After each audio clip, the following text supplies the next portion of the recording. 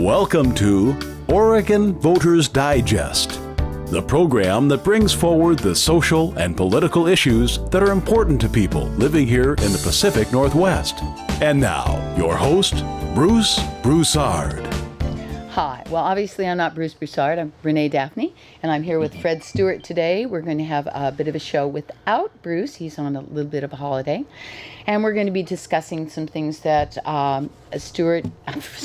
Fred and I have thought would be both interesting and informative to the audience. So we'll start off with Fred, and I know you wanted to discuss the nurse. One of the things was the nurse that was arrested in Utah. Yeah, I want to discuss the nurse in the context of one of the things that I think it goes on between law enforcement sometimes in the community is a lot of our law enforcement people don't really get to understand how the public sees them, truthfully. And I think this Utah situation is a perfect one. When I looked at that video, I looked at a woman who's trying to cooperate with a police officer. Right. She knows that what he's asking for is not proper legally, because she knows her patient isn't a criminal or he's not under arrest. But she goes to her policy book, her company policy book, her hospital, and looks it up and see if there's any way she can work with this police officer. And I think that's how people should. We should try to cooperate with our law enforcement people. I don't want people just poo-pooing a responsibility to be a good citizen and cooperate with law enforcement. But when she showed him what her problem was, that she had a legal and policy problem to comply with his request, instead of becoming a bully, this guy should have looked at that and said, okay, I need to talk to her boss, or two, I need to bring in my boss. Right. You understand? This has now gone beyond the two of us. You had a head nurse and you had a sergeant or whatever, the head officer in the investigation. And you've got an impassable problem. And here's the problem that I see, that the real problem is, the unseen problem.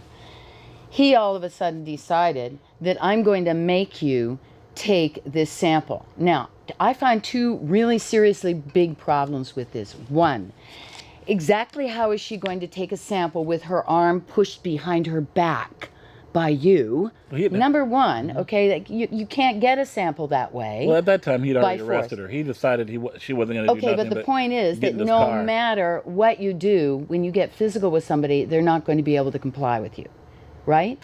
So where is the ability of the average citizen to say, at that point, you are out of control, you have stepped outside your authority. What do we have as recourse when you turn into the Gestapo?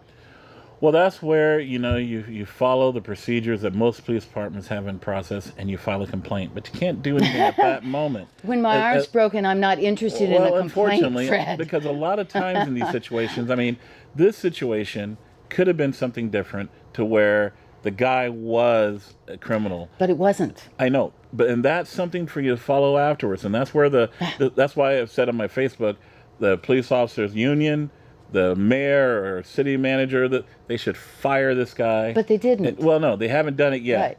But they should fire this guy. They should have done it for the sake of the people, because this police officer showed extremely poor judgment. Where's the recompense? Even if they fire him, where's the recompense for the injured party? That's what I'd like to know. Well, there's nothing here in the system that says, hey, how are we going to compensate this woman for being literally physically manipulated because she stood by what was right? If she feels that she needs to be financially compensated, I'm not talking about her being financially compensated. I'm saying, how do we incentivize anybody else to stand up and stand for the truth if we're not going to stand behind her when it's time for her to stand up and say the truth? If she's going to get a thank you, ma'am, and we don't really care about you, after she went to the line for that, and it could have come off a lot worse than it did, she could have been injured.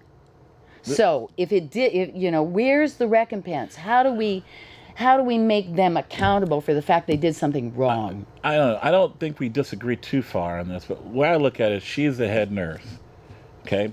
Her responsibility is to do what she exactly did. She did her job. She was mistreated. But I'm sure as a leader, she would prefer that she faced that than anybody who works under her. But I don't want her facing that because it says either. to me, I have a Gestapo system in order. I don't have a legal system. I don't want her facing that either. I don't think anybody should. But she's the leader. She's on point that night. Right. Well, when I'm saying on point, I want things like that happen. Right. No, I'm saying I want a recompense situation. I want accountability to the point where there's responsibility if that happens. If you go out of control, then there's more that happens to you than you lose your job because you have violated another person's, what I call, property line. Well, okay? It's not that I would disagree with that, but my point is I don't think there's much more you can do. Not now. I'm saying we need to think about it. Well, no, I agree. Maybe something else. We need to start talking about this guy. I don't know if something like this, and maybe people do feel this way, that a cop that screws up like this should be arrested and thrown in jail. I don't think that is necessarily needed. No, I'm not talking about jail. I'm talking about compensation for his action. Now, he either does a boatload of civil work or he compensates that woman by working for her. I'm saying, no, you compensate not in money and going to jail. I'm saying you compensate in your time and energy, which you took from her when you laid hands on her. Well, like I said, that's something for civil court. And if she feels that she needs to be compensated, I wouldn't force compensation on her if she didn't want it. If she feels that she deserves it, I think it's her every right to sue the city, sue this individual for being mistreated. But she may not feel like she needs to be compensated. Bottom line, but it's not compensation. I'm talking about making the situation whole. This is much different than compensation. This is showing that this kind of action, A, is not acceptable, B, there are consequences, and C, we don't want it happening again. I think where the difference is between you and me on this one is, you see, as a black person, we learned, because of racism, that we're always not going to be made whole, that we're going to suffer things, and things are going to happen that aren't nice, that are unfair to us, that even when they're resolved, we're not going to be resolved and made 100%. Life just doesn't work that way. We are always able to be made 100%. Well, let's put it this way. My more concern is that this behavior by this officer and any other officer in the police department there would never happen again. That would be my primary concern, is that it would never happen again. That's one of the reasons why I feel that he should be fired already. Well, let's make it a real big incentive so it doesn't happen again. If it's going to be an incentive to take away guns from people so that they don't go out and murder, then let's think about taking away the privileges of somebody who says they're in the position of authority and having control over other people. Let's take away some of their privileges and let's see how it works. Maybe the next cop will think twice about doing it. Well, I think so too, but I think that's why this guy losing his job may be good enough. I know a lot of cops. I'm related to some cops. I've got friends whose kids are cops. You know what I mean? I'm an old man now. I've got friends whose kids run around with guns and badges. And every cop that I know, every good cop I know, being a cop was very important to them. It was something that they worked hard for. It was something that they work hard for every day, to one, not just do a good job, but also to make sure they keep their job. Because a cop can make a mistake and lose all of their hard work and all of their years of investment. So I think people don't quite understand what a big deal it is for a cop to lose their job, lose their badge, lose their gun. Get fired for poor judgment. There might be another law enforcement agency that will give this guy a second chance. Maybe, maybe not. But I tell you what, if he gets a second chance in another law enforcement agency that knows about his poor judgment in this case, he's probably going to be, hopefully, learn from this mistake. Or maybe no other police department will hire him. I know if I was mayor of Portland, there is no way in the world I would be offended if he put in an application to work here. Are you kidding me? That guy's judgment is so bad. I don't want him in a position of backing up another police officer. How is that any different than any other industry? In any other industry, if you screw up to that extent, you're screwed in that industry from then on out, whether it's a financial industry. And he very well may be. Okay, and I don't care. You know why? Because if you're going to be that much of a screw up and you're going to be that bad at your job, I want you out out so at least 2 other people can be in who are going to be great. We're in agreement. Okay. And what I want is more accountability for culling out the problem people. Well, I'd be open to ideas about that, but honestly, I don't know how far you can go. I mean, you can go as far as principled people are willing to go. And the thing is that if you have values, everybody's got values, and values change, but your principles shouldn't. Do you lie? Do you cheat? Do you steal? Those are the only 3 I'm interested in. You got to remember, part of the problem with him having poor judgment is that he has not been properly supervised by his supervisors in the law enforcement agency. A guy that acts like this isn't a one-off thing. He's done it before. You know what I mean? One thing I've blown away with all the police officers I know, especially the ones I know very, very well, it freaks me out, their ability to quick thinking, good judgment, quick thinking. It just, I've never seen anything like that since I used to hang out around fighter pilots. Same thing. Very quick, solid judgment calls. It's something that it's one of the reasons why they get divorced a lot, because it's not something you can just turn off when you take your clothes off. You know what I'm talking about? It's a way of life. It's a way of thinking. Right. And that's what I'm saying. When I see a guy like this, and he is so far over the top, I mean, there may be some issues there. Maybe this guy's got PTSD. Well, who cares? He shouldn't be a cop. Well, no, that's where it comes in with supervisory. All right, well, it isn't just supervisory, is it? Well, his supervisor should know what's going on with him. Yeah, but what about his peers? You know, to me, it boils down not to the hierarchy, but to the everyday people. If you're not passing judgment on every person that you're around continuously, not judgment of good, bad, but if you aren't kind of having a discerning nature about everyone around you, you're going to get the hot lead enema every single time. So I want discerning people. Yeah, but and it's not that I disagree with you. It's just that I look at it and I go, God, that gets pretty exhausting. You know, when you're looking around and trying to judge at every single moment, the people who work with you. I mean, I ain't saying that they're not responsible if they notice something. No, I'm not saying but ultimately, the responsibility to make sure that doesn't happen is that cop's right. But supervisor. Again, if this guy, this is not a one-off, obviously. Correct. There's indications. The people he works with knows it. And you know as well as I do, in any organizational structure, everybody protects everybody else, because then they'll protect my ass too. That's the way it goes. And until that nature change, until principles, the underlying principles that you live by become more important than the group you belong to, this is going to continue. No, I agree. But that's why I'm looking at holding him accountable, and I'd be looking at holding his supervisors accountable for, allowing this to happen. Now, maybe there have been indications and stuff, but, when I was in the Marines, I did not get to choose who I was in the Marines with. You know what I mean? Whoever my sergeant and my chain of command felt needed to be with me, right? That's who I was with. That's how it is in most jobs. Right. Well, it's the same in everywhere, all over the planet, in everything you do. Most jobs are that way. Jobs, volunteerism, everything. I mean, we don't know. Maybe there have been some complaints against him. I mean, I don't know about that. And we really can't get into that. What we can get into is the video and how he treated a good citizen who was trying to cooperate. Let's try and move on to, how do we... If we're going to, I don't want to spend too much time on this because we spent 15 minutes, but if this situation happened here. Oh, yeah. Okay? My question in the whole thing is, why aren't people in that town outraged? And if they are, how come we're not hearing about how the people in the situation feel about what's going on? Well, there's a couple of good reasons about that. People don't know how to react to a bad cop. The Portland police, believe it or not, they still do a very poor job promoting and educating the public on how to deal with a cop you feel has wronged you or is not acting professionally. Why should anyone have to learn that? That is insane to think that somebody should have to learn that. They have to learn the process to address. No, we have to change the process to where we don't have cops on the beat like that you have to learn how to judge with.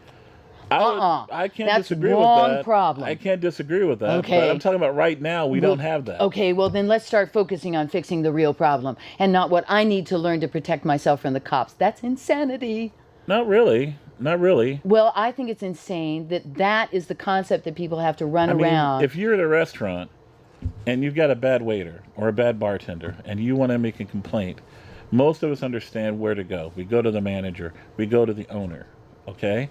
In our situation with the police, we don't understand where to go. We, in general, the public doesn't understand. You go to their sergeant, you know what I mean? It doesn't matter. You call the office and ask, I had a problem with an officer. I'm sorry. That's giving them, just making people stupid, and I don't believe people are stupid. When you're pissed off at an organization, you'll find somebody to complain to. So it's not because they don't know how, it's because they're not willing to do it. Do you want to complain to the right person, or do you want to complain to the wrong person? If you're sincere about what you want to do, then you are focused enough to know where you're going. And this is part of the problem of not expecting people to know things. And I'm tired of people acting like the average person out there is a moron. And I'm sorry, I don't believe that. I think that they're intelligent, they're aware, they are conscientious. And what's been happening is there's a concerted effort to shut down their ability to really perceive what's going on. There is a real hardcore effort to make sure people are not intuitive, that they are not paying attention to the gut head down here. And they're really forcing people to be more and more focused on information rather than how do I feel about this person. Because to me, that is some of the information you get off a situation that tells you who that person is and what they're likely to do. Well, we can't base law enforcement on how people feel. Because feelings are wrong sometimes. Well, no, hold on. I'm not talking about feeling. Okay. I'm talking about the ability that allows a Tai Chi master to know there are 3 people behind them and I'm going to kill all 3 of them. Do you understand? This is not woo-woo. This is training yourself to be consciously aware of energies in the room around you, because everything in the world is made of energy, correct? Yeah, probably. All right. If everything's made of energy, then everything is emanating an energy. You got to remember, I went to a Portland public school. Well, They didn't teach us black guys very well. Well, let's put it this way. Most of what I learned was because I dug it out of the ground with my bare fingernails. So please don't tell me how hard it was. Because I'm one of those people who do not remember facts, okay? So I had to claw everything I got out of the ground with both fingernails. Hands full of fingernails. So the thing is that you have to start understanding that if everything's energy, right? Yeah. That person is putting off energy. And if that person is really a negative person with a lot of really grippy stuff coming off them, you need to train yourself to be aware of that, because you can feel that kind of energy from like 30 feet away and you're not going to get close enough for them to stab you. Do you understand what I'm saying? Well, I understand you, okay. But I also that's say again, the training I want everyone to have. We got to be careful. Feelings can be wrong. I'm not talking about feelings. I'm talking about awareness. Different than feelings. Awareness can be wrong too. How I feel. No, I'm talking about I am sensing a cold air on my arm because that door over there just opened. Do you understand? This is training your sensitivity to be aware of things around you and to be aware of what kind of things and cues are coming off someone. Well, the city of Portland, educating people on how to file complaints with bad cops, with a lot of these complaints being more accessible to the public. Not, when I say accessible as far as people can read everything, I mean, they're public information. People should be able to request documents and read whatever they want. But there needs to be a general understanding about the cops that we hire, whether or not these are people of good character and good judgment. And if a mistake has been made, citizens should have the right to complain about it, and that complaint being taken very seriously, and the Portland police doing what they can to resolve it. But the thing is, you got to educate people on that, because here's the thing: you can educate them like all you want, Fred. Mm-hmm. However, it's just like Kaiser. Okay, I had to go into Kaiser every week and have a blood test, and the woman who was taking my blood test, my hand was out like this, right? And she insisted on putting my hand next to her breast every single time Okay? Okay, I can understand. Every single I kind of like it when that happens. time. Well, I was not really completely impressed about this at all. So I complained to Kaiser. You did? Mm-hmm. Guess what happened? What, nothing? Nothing. So what I'm saying to you is, yeah, you can have a wonderful process of complaints. And this is, look, nobody has more vested than getting that tart out of that position than Kaiser. Because I could escalate this and make it a really nasty thing, which I didn't do. But the thing is that it's not going to happen any different because they're cops. So for me, again, the most important thing is people of principle become cops instead of people who don't have any principles becoming cops. I feel most people that become cops are very principled. Well, maybe when they start. And then I don't know what happens to some of them, but they turn whatever. Well, that's a good thing to talk about, and that's something I think people don't talk about enough, especially because our media doesn't really feel it's important. We do have a lot of PTSD, a lot of, I think we got a lot of emotional issues inside our rank and file of police. Look at what they face. Look at who they face. And a lot of these law enforcement officers face more intense combat during their career than a highly decorated U.S. Marine. You know, that's one reason why I have a lot of respect for these guys and women. I mean, God, some of my friends that are retired cops, I sit down sometimes over beers and I listen to them talk and listen to the situations that come up and how they dealt with it. And I, you know, in my head, I like to think that I'm a pretty bad dude, pretty tough. But I got to tell you, you know, you listen to what these guys and women who really have faced bad stuff, and you figure out pretty soon that you're probably, at least in my case, not as bad as you think you are. No. Because I know if I'd been in that situation, I probably would have had either poor judgment and done the wrong thing, or I would have just kind of hid someplace. Yeah. You know what I mean? Well, let's talk about, one thing I'd like to talk about is the solutions about what, some of the things you're doing, and some of the things that we can come up with for everyday people to do. Because one of the things that I've noticed, especially with the millennials, is they're no longer interested in the what. They want to know the how with everything. It's like, yeah, I know what the end goal is. Tell me how to get there. Tell me what's my first step. What's my first thing? So what I'd like to do is find things that people can do in their own place where they have some kind of influence that can make them feel empowered, so that they can keep fighting. But not so much fighting, because you can't really fight it, but just keep aiming toward what they value and what they want to have in the future. So what kind of things do you do? I know you're in realty. What do you do on a daily basis with people that makes you feel like you're helping them to see their way through this mess? It's two things that I do as often as I can. I talk about real estate, and I talk about Oregon and, well, most particularly Portland history as much as I can. I try my best to help people understand where they fit in things. You know, I was with my high school mate's company last Friday, Kilong he's a State Farm insurance broker. And he was out of the office that day, and I had to meet with one of his good people. And she happens to be a lesbian. And when I say she's a lesbian, you can tell from 100 miles away. Yeah. And I was telling her, I said, do you know, 29 years ago this month, I got into real estate here in Portland, Oregon. And I'm not going to say that there weren't any homosexual insurance brokers, but if there were, and I'm sure there were, they hid it. You understand? They didn't have photos of their lover, their partner, and their around. Yeah. They didn't go out and advertise. No. You know, hey, when I say advertise, she's not advertising. She's just being her. Yeah. I said, they didn't do what you're doing. I said, this shows something, because she's not far from my age. She's younger than me. She's probably 45. I'm 52. I said, this shows you how far, how great our community is, and just how far we've come.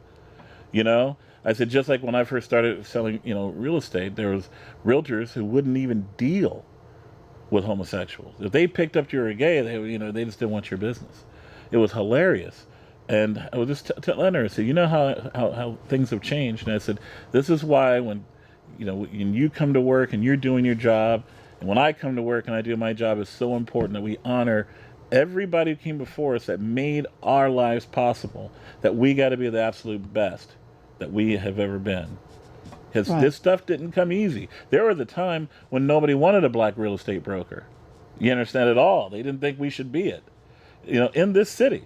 Well, and there was a time when people said, if you're gay, you're defective. I can't go back to those. Going back to those. I know. I don't like going there either. Here's the deal. There's always been a time, and I can show you Bastier's book, The Law, which is it's my favorite book in the entire world, because it talks about what the law is and how the law operates. Well, in the book, in page 9 is where you lose most women, because it talks about, are we to let women and incompetent people, it talks about incapable people, not incompetent, but incapable people.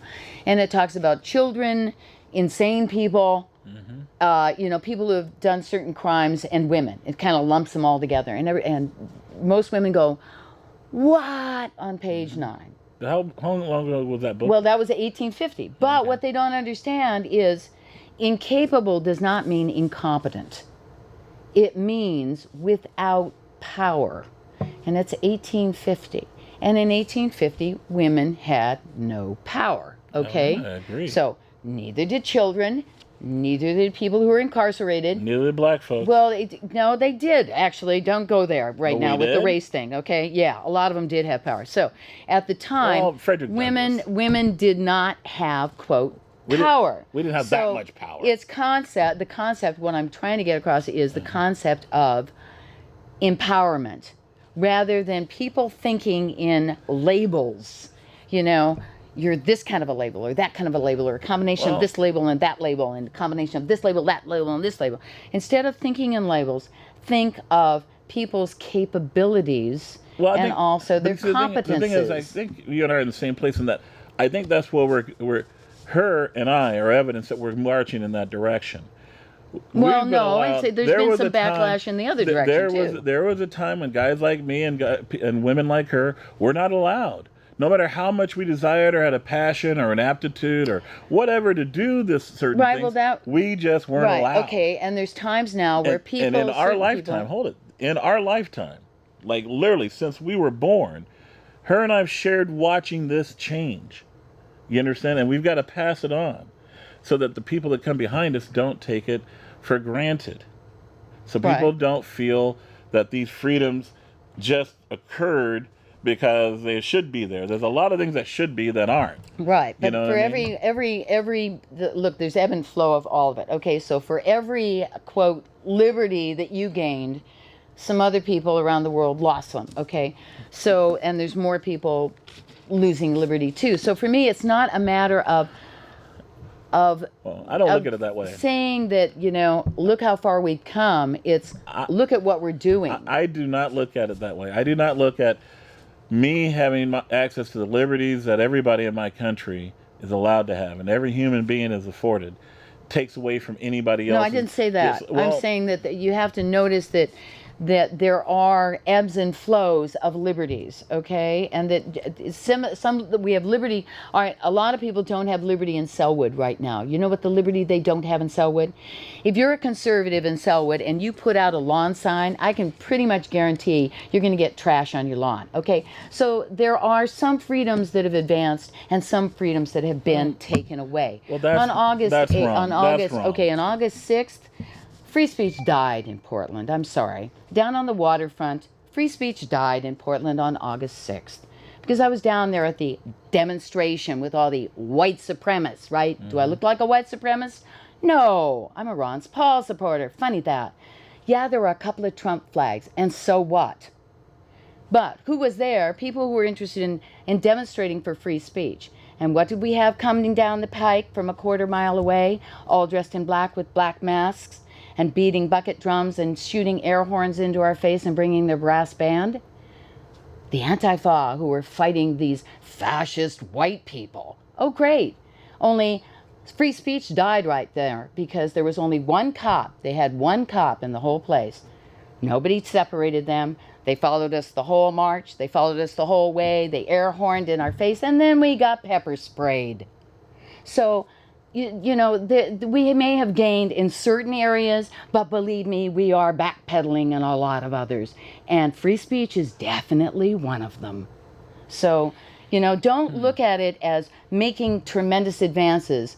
Make sure that you see the unseen part that Bastier was talking about. There's the seen part, and then there's the unseen part. Because the promo that was put out about that march, there were 61 pictures that were put out by Oregon Live. Mm-hmm. How unbiased can the reporting be if I'm in 3 of the 61 pictures? Well, you got to remember that's the Oregonian. Okay, and they are a racist this is the only thing that it's not about race. No, this is about shutting down it's about free people, speech. If you're a racist, you are character flawed. Okay, well, we're not talking about race. We're talking about free speech. Flawed characters running the Oregonian. Okay, and the Limit Week. And a couple other newspapers. All right. Well, this is how I am, ma'am. And yeah, maybe but you don't have to go to race. You have to just go to. No. For me, I have to because I'm a black person and I deal with it all the time. Maybe you don't have to, and you're lucky that you don't have to. Because I don't want. No, I deal with it all the time. Well, what I'm trying to say, you know what I deal with all the time? I deal with people talking about a subject that I find as foreign to my thinking, because of the way I was introduced to the concept. Well, let me finish this for a second. Let me finish this for a second. Yeah, I hear it all the time. A racist individual is a flawed person. Okay. Define a racist individual for me. A person who intentionally or tolerates biases against people of another race, another culture. Okay, well, here's a bias. Now, hold it. I'm not done. And to me, once I have identified that in somebody, their character is flawed. I literally am prepared to expect anything bad out of them. I really do not trust pretty much anything that comes out of them. Let me ask you something. And I wouldn't give some of these people a drop of water to set them on. A drop of water to put them out of fire. I mean, Fred, they are just character flawed people. Okay, number one. Is there a possibility that your judgment of them being racist might be wrong? Occasionally it is. Okay. Hold it. Rarely not. But sometimes I have been wrong. You didn't let me finish my thing. Okay? All right. If there's a possibility that you might have been wrong, okay, then that whole consequence that followed from you being wrong is kind of a problem, don't you think? That's unfortunate. I'm human. Okay. But what I do know is most times, probably 90% plus times, I'm right. Okay. Well, how about... And those have consequences too. Okay, but how about we just, instead of talking so much about race and bringing race up so much, how about we try my path? Okay? What's your path? My path is, it is not a consideration whatsoever when I'm looking at a human being, the concept of race, okay? You have to understand, my concept of what the thing race means, okay, is an energy. It's a feeling. It's not an intellectual understanding of anything, because I think I was almost 11 years old before I was aware of this thing of different colored people being a problem. Let's call it that, because I didn't frickin' understand it when I ran into it, okay? I had never experienced it. I grew up in Navy housing. I'm an Army brat. Okay, and it's like Heinz 57 everywhere. Who cares? That's how it would be. And everybody was calling everybody a wop. Okay? It was like, nobody ever used the nigger word in anger at somebody. And when I was 11 years old, I went to Kansas. I'm in Kansas. And little kid comes up to me and showing me an ocarina. You know what an ocarina is? It's like a little thing. I'd never seen an ocarina before. And so I'm looking at the ocarina and I'm going, wow, and I'm looking at the ocarina and he's showing me the ocarina and we're talking like this. And this girl comes over, pushes him aside and says, don't you talk to him, he's just a nigga, don't you? And I'm going, I'm in shock, okay? You see, hold it. I was in shock too. Okay, but let me finish this one, okay? This is important. I had never experienced that kind of energy in my entire life, okay? Toward anyone because of how they looked. And I was in complete shock. I didn't even know how to react because I'd never experienced anything like that in my life. Now imagine being me in 1969, a 5-year-old and being treated differently. Being the only, well, it was my brother and I. My brother and I were the only black people in a room, basically, right, with all white kids and all white parents, and playing with white kids, and having parents come up and grab their kids away from us because they are upset that the person watching their kids allowed them to play with black kids. My brother and I. That's not what I'm talking about. Hold on. I know it's not what you're talking about, but it's the reverse. You're talking about how you felt when it first came up to you and how you were confused about it. No, I'm saying I did that for a reason. I know. I want you to do something for me.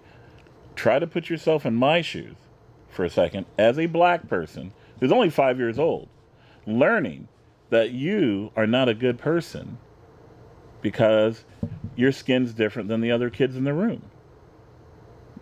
Okay. Well, yeah. You went through what you went through. No, you don't understand. And I try to put myself in your position. How about if you had people come up to you and stick pins in you at school because you got better grades than they did? Oh, that happened.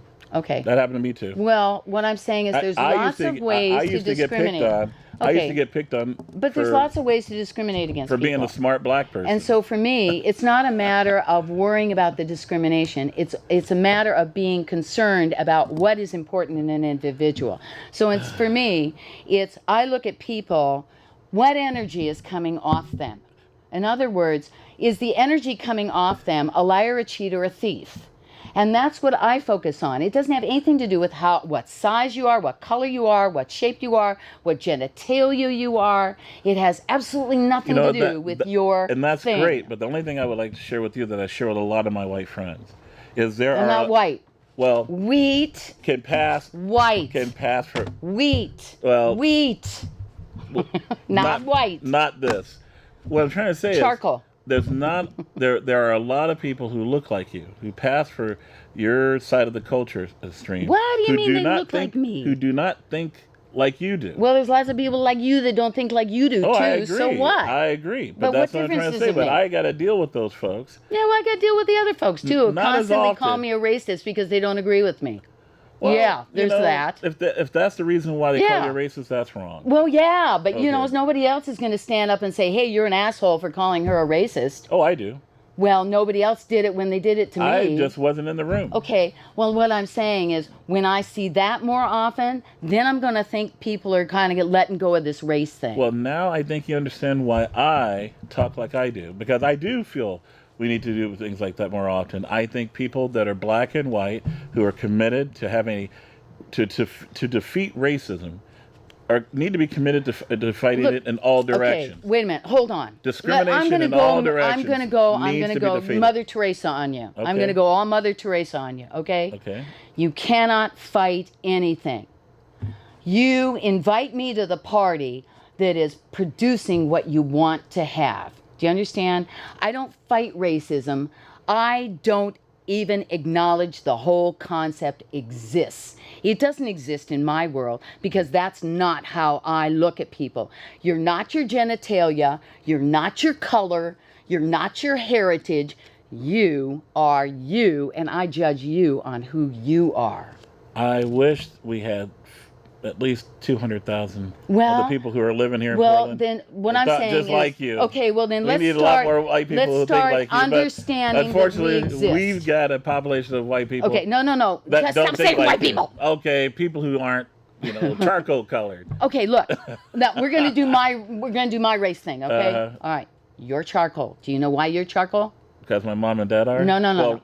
Charcoal. If you take a piece of charcoal and you scrape it here, it can be very light, it can be really dark, right? And it's carbon based. It's the first thing on the planet. Charcoal. Okay, I'm wheat. Okay. Europe, wheat, white, wheat. Got it? Europe, wheat. All right? You reminded me when I was in the Marines. Bamboo. What's bamboo? Oriental people. Oh. It's a good kind of that color. It's from the East. It's very sturdy. You can't break it. It's good quality stuff. Then we have clay people. Clay people are like the New Americas because that's kind of the color they are. They're a base of the earth, and it comes from that. So they're clay people. Then we have bronze people. Bronze people are the Middle East people because that's where metal began, that whole thing. So they're the bronze people. And then we have an additional one that nobody ever talked about. We have the water people. Water people are albinos. And when it's all said and done, that whole thing about utilizing the concept that we use now to call things race is insane. Because the color that a person is has no more to do with their, quote, racial qualities than flying around the room. And the proof of that is the Aboriginals in Australia. They are classed as Caucasian, and some of them are as dark as this pen. So, to me, the color thing is absurd. I agree. I believe there's only one race, and that's the human race. But unfortunately, there is a population of people that I've got to deal with every day that do not agree with me. Okay, well then I look at them and I say, then I'm not dealing with you. They've got a right to live in the community that I live in, and I have to deal with them. Right, but I don't have to do business with them, and I think this is where people need to start doing. Sometimes I have no choice. Yeah, that's okay. But what I'm saying, hold it. Think about this. When you do have the choice, think about this make as the somebody choice. like me. You don't have the choice because of the government. Let's say there's a cop that pulls me over, and he does not like big old black dudes like me. I know about those. Well, but I'm saying make your choices where you can. Make your choices where you can. There's a lot of places, a huge number of places in our life. Yes, and there are a lot of places where I don't have the opportunity to show my girlish figure. But, you know, that's tough. That's tough for me. I don't care. What I do is I utilize the places I can. Okay? I don't worry about the places that I can't. And trust me, us black folks, we do that too. But stop saying us black folks. Okay, us charcoal people. Please, if everybody's the damn human race, let's start talking like we're the human race. Okay. Not them and us. Humans like me with a little bit darker skin. Why do we keep separating everybody out into different colors? Well, God, Look, that's how we live. No, that is how you live. I don't live that way. I don't separate people out in colors. I have a rainbow. I have a prism that separates things out into the colors I like. It is the prism colors, and I stick my foot in it in the morning. That's the only colors I'm concerned with. The rest of it is, pardon the expression, I'm going to say this, total bullshit to me. It's not that I disagree with you. I just understand in real life, when we walk out that door after this interview, that's not how the world is going to be treated. It is my life, and it's how I treat people, and it's how I expect people to be treated. And I like that you treat people that way. Well, this is how I run my life. Yep. Because if you start acting a certain way, and if you start screaming racism at me because you don't like what I'm saying, I'm going to be down your throat with both feet. Now, let me ask you this. Have I called you racist yet? No, I didn't say you. I'm saying you, the big you. Yeah, well, I feel bad that those people you met before me called you racist. I don't feel bad. I just feel like they're idiots, and I don't really pay too much attention to idiots anyway. If they ever call you racist again, say, look, I want you to call up Fred and let him know that you feel I'm racist. And I can guarantee you, if they can't prove to me that you're racist, I will verbally abuse them. I love verbally abusing racist people and bullies. Well, I don't even bother with it. From now on. Well, no, it feels good. Yeah, but what I do is I just laugh at it. When you really piss off a racist person, black or white. No, it doesn't feel good. It feels good. No, it doesn't, Fred. Well, it feels good for me. Well, let's put it this way. It feels good. I mean, it wouldn't feel good for you because you've got a softer heart than me. No. I know the repercussions of putting that kind of crappy energy out. It's good. Oh, it's crappy energy. It's good. Oh, no, anger is not good. Anger in the right situation. Not anger. It's not when you act and you act with intention. If there's anger behind it, you still get crap coming back. It's your intention in whatever you do. What year were you born? 47. So you're talking like my mom now. You don't know Dorothy Unless Stewart, your mom birthed at 13, I don't think so. Yeah, do you know Dorothy Stewart? No. All right. Who's Dorothy Stewart? My mother. You're talking... Well, your mama says good things then. Your mama says the right things. Yeah, you shouldn't say that because she might be watching this show. His mama says the right things. And if she's watching, he says the right things. No. No, Mom, she does, and it's true. Said. But the thing is that, and this is what I try and get across to people when they put out the white racist and the white supremacist and all this other crap. Whatever you're putting out, my friend, is coming straight back to you tenfold. So you better be very more cautious about what you're putting out. White supremacists are the worst crybabies. No. Who are the worst crybabies? The crybabies who say it's not my fault. That's the worst crybaby. They usually say that too. But everybody says that's when they're not saying things like, "No, don't do that. It's not right." All right, but I'm still not going to lump everybody in. Look, I think our problem is we lump people in groups. There's no such thing as a forest. I agree. There's no such thing as a group. There are individuals who make a crowd. Well, there is a forest. No. You know why?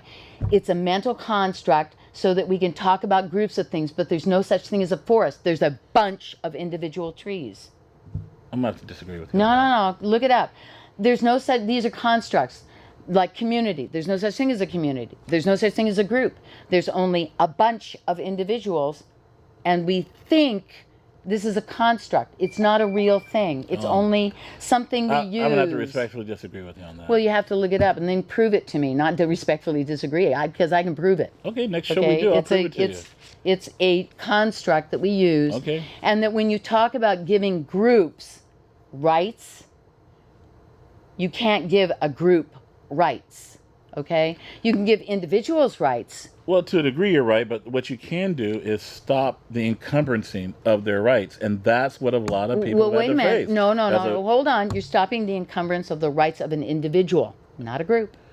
Okay, that too, but I'm talking about a whole population of individuals. Well, when you're talking about groups, and part of the problem of talking about groups is people start deciding things about groups, and I hate that when people do that. Me too. In other words, they say things like, unless they're bad people. Republicans do this, or black people do this, or people who are 55 do this. I'm sorry. No. I know a bunch of individuals, and I only talk about what I know.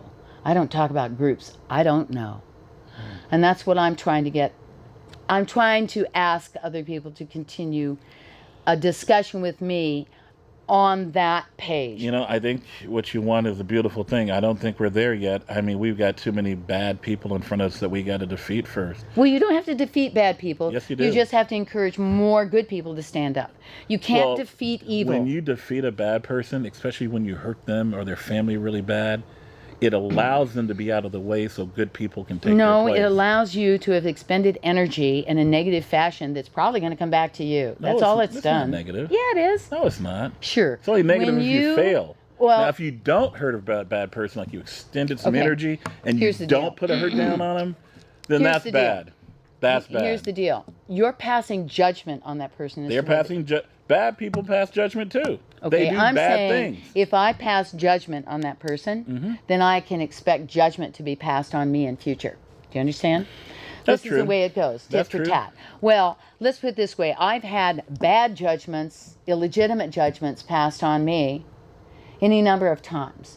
And I wonder why that is. Let me explain something to you. It is incredibly easy to not do racist things. Well, I'm not talking about racism. I'm racist. talking about passing judgment. Let's not talk about race. Let's talk about passing judgment. I don't give a damn what it's about. We're going to disagree because I will always pass judgment on somebody I think is racist. I will pass judgment on people that support racism. Well, the thing is that racist always people, have the tendency... racist people are one of the biggest threat to a continuity of a free and safe society. Okay, well, what about using compassion instead of anger and hate? I do have compassion. No, I'm saying, what about using compassion instead of anger and hate? Sometimes that does work, but you cannot love a lot. I say half the hate out there you can't love away. There are people who are just so hateful. Well, then that goes against... Whoa, let's go back to... Okay, you can't do it. That's true. It ain't going to work. If that's true, you've just negated the total Christian religion, which is fine with me because I'm an atheist. Okay. I don't care. You just negated the entire Christian religion. I disagree with you because in the Christian religion there is heaven and hell, and God still loves you even though He sends you to hell. Well, even though you're an atheist and you don't believe in God. Well, it's not a question of belief, because the word belief means accepting as truth that which for which you don't believe. So I can't not believe in a God because it doesn't exist as far as I'm concerned. There's no evidence for it. So an atheist is somebody who is not basically does not accept the outside authority of a being who directs them from saying, judging whether you're doing right, judging whether you're doing wrong, or passing any kind of a moral judgment on me. The only judgment call I have is with me and the universe. Well, I got to tell you, if there is no heaven and hell, I'm going to be very disappointed because there's a lot of people I would have put my hands on had I known there is no afterlife where you're going to burn in hell as they should. I didn't say that there's no afterlife, because the thing that I accepted as truth. I mean, Mom, you told me to leave it up to the Lord and let the Lord handle them, and now she's telling me there is no Lord. No. I'm saying that it's a concept, all right? What I believe, I'm a Vipassana meditator, and what I accept as my understanding of the universe is I have a direct connection with the universal, that there's no separation between me and the universal. So that it's kind of all together. I don't need an intermediary, and I don't need a priest or anybody who's going to interpret anything for me. So well, you're way more sophisticated in that area than I am. I'm just a simple person in that area, and I do believe in God, and I do believe there's a heaven and hell, and I'm not a fire and brimstone guy or a holy roller or nothing like that, but I do believe that we have a moral obligation to treat each other as well as we should. And people who do not treat others well, the good people need to be protected from them. And I do feel people who are racist are, as human beings, flawed characters. What about the more important thing other than being racist? How about people who lie, cheat, and steal? How about if we get rid of those? Don't you see where everything stems from the bottom here? Well, you see, the thing is, when it comes to racists, they lie, cheat, and steal more toward people like black people and other people that they feel. Well, Fred, you're making all these pronouncements and judgment calls. Excuse me, wait a minute. Feel comfortable with lie, cheating, and stealing against other people. You're making big judgment calls. 52 years of experience. Your experience only. You're not. Well, I've talked to some people who are older and younger than me who have had similar experiences. Okay, but the thing is that you are passing judgment on a whole group of people. And you know what? The only experience I've ever gotten out of passing judgment on a whole group of people is being wrong. Usually, very quickly, shoved in my face and told me about it. I'm usually not wrong. Well, what I'm saying is, instead of focusing on racism being the bad thing, what are the qualities that create a racist? Oh, my God. Are you going to give me time to explain it? Well, no, I said, what are the qualities? You don't have to explain anything. No, but I mean, the list. Are they angry people? Are they happy people? Are they sad people? What are the qualities? There's varying degrees, but the ones that I really don't like the ones in journalism here in Oregon, they're just evil, bad people. I mean, the more I learn about their lives... Well, that doesn't say anything. What's evil and what's bad? They're just innately bad people. They even got into journalism for bad reasons. You know what I'm talking about? They're just bad people. And it's just what I found out when I used to investigate cops. You know, back when I was on PIAC back in the 90s, we would find that when you came across a bad cop, they were bad off work. They were bad at work. Okay, well, what Their makes pets them didn't bad? like them. What makes them bad? You just got people out there that either because What do they do that's bad? Well, they just are bad toward other human beings. That's what I'm saying in this context. Well, do they lie? They cheat? They lie. They cheat. They're underhanded. They do things that are completely immoral. When it comes to people who are not like them, they feel completely comfortable with doing whatever they feel like they need to do, whether it's for pure enjoyment or for advancement, doesn't matter. They absolutely have no regard for the person that they feel is beneath them. You know, have you ever been around a white person that says, look, I can't help it. I've been around a lot of people who have been assholes. I just don't like black people. Okay, no, and I just don't like them. I've been around charcoal people who've said, I can't help it. I just can't stand white people. I know. And they are people that are character flawed. So for what I'm saying is, why don't we just drop this whole thing and get it out of the way? Because we are still allowing a lot of things to be taught to our young people, right? That reinforces racist stereotypes and racist concepts from hundreds of years ago. All right, well, instead so what we've got to do is we got to talk about them and identify them, and we got to break that wheel right now. How about we break the wheel of the fact that they can't read and critically think and do math? Why don't we break that wheel? Maybe they wouldn't have any. The kids in school, are you kidding? Well, they can't make change in the counter school, out of a $5 just not bill. Portland public schools. I mean, our school's bad. Okay, well, what I'm saying is... One day, some parent is just going to go postal and walk into the front door down there at PPS and get rid of as many of those people down there as they can.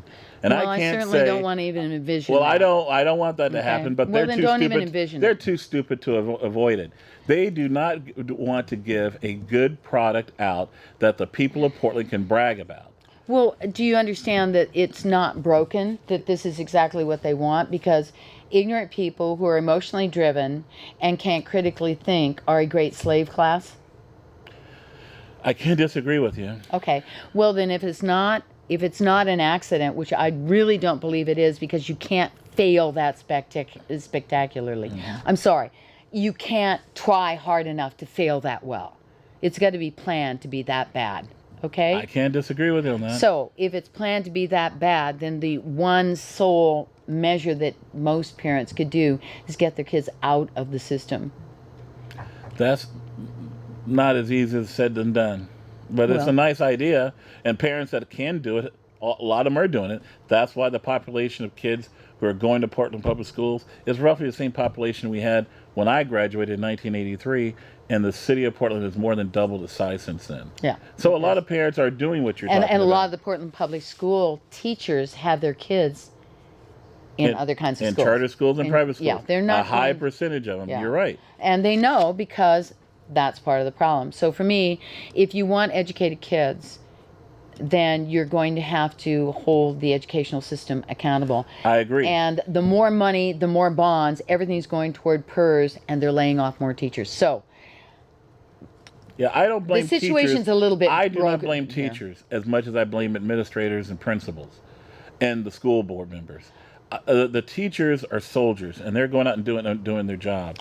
Yes, and I know several of them who recently quit because they can't do their job. Yeah, but administrators, school board people, if you've worked for the Portland Public Schools in the last 40 years, you should feel ashamed of yourself. You either feel ashamed of yourself or you're proud of how much you've ripped the people of Portland off. Right, and that, to me, it's flawed very, people. It's something that needs to be addressed as far as more people going How into are the you school. going to? How do you feel we should address it? We've got just a few seconds here. We're about ready to roll down very quickly. Fred, thank you so much for being here. I know we sort of trampled on a whole bunch of things, and we have 20 more seconds here. Anything you'd like to leave people with? No, just thank you again for having me on the show today. Thank you for being here. Had a good time. And enjoy having you here, and I enjoy you being that outspoken about a lot of things. Thank you. Thank you, and hopefully we can have lots more. Okay. I'm sure we will.